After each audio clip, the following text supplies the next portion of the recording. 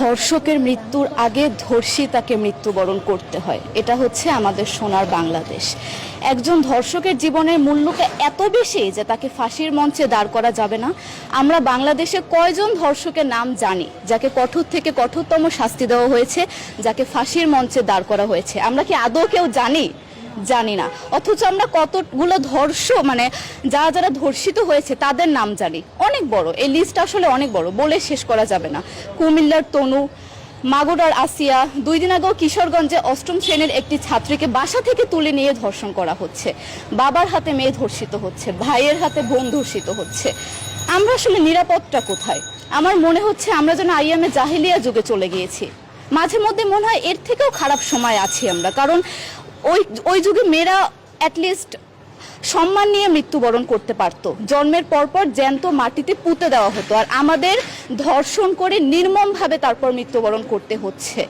যদি সরকার আমাদের ওই নিরাপত্তা নাই দিতে পারে, তাহলে সরকারের কাছে আমাদের অনুরোধ, আমাদের জ্যান্ত মাটিতে পুঁতে দেখ। আমরা বেঁচে থাকতে চাই না, আমরা সম্মান নিয়ে মৃত্যুবরণ করতে চাই। আমরা এই দেশে থাকতে চাই না যে এই দেশে আমাদের কোনো নিরাপত্তা নেই, যে এই দেশে রাস্তা দিয়ে হাঁটলে আমাদের মধ্যে একটা আতঙ্ক কাজ করে, কখন কি না কি হয়ে যায়। আইন উপদেষ্টা বললেন যে ধর্ষকের নাকি ফাঁসি দেওয়া সম্ভব হবে না, তাহলে নাকি নিরীহ মানুষকেও মাঝে মধ্যে ফাঁসির ব্যবস্থা করা, মিথ্যা মামলায় ফাঁসিয়ে দিয়ে ফাঁসির ব্যবস্থা করা হতে পারে। আইন উপদেষ্টার কাছে আমার প্রশ্ন, আল্লাহ না করুক আজকে যদি আপনার কাছের কেউ, আপনার বোন অথবা আপনার স্ত্রী অথবা আপনার মেয়ের সাথে যদি এরকম কোনো কিছু হতো, আপনি কি আসলে এটা বলতে পারতেন যে না, ধর্ষককে ফাঁসি দেওয়া যাবে না?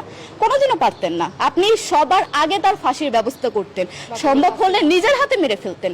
তাহলে আমাদের বেলায় কেন এত বৈষম্য? আমরা কি দোষ করেছি? আমরা কি নারী না?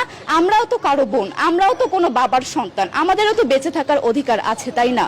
কিছু হলে মেয়েদের পোশাকের দোষ দেওয়া হয়। আমার কাছে প্রশ্ন, একটা 8 বছরের শিশুর মধ্যে এরকম কি থাকতে পারে যেটা একটা পুরুষকে অ্যাট্রাক্ট করবে, যেটা একটা পুরুষকে সিডিউস করবে?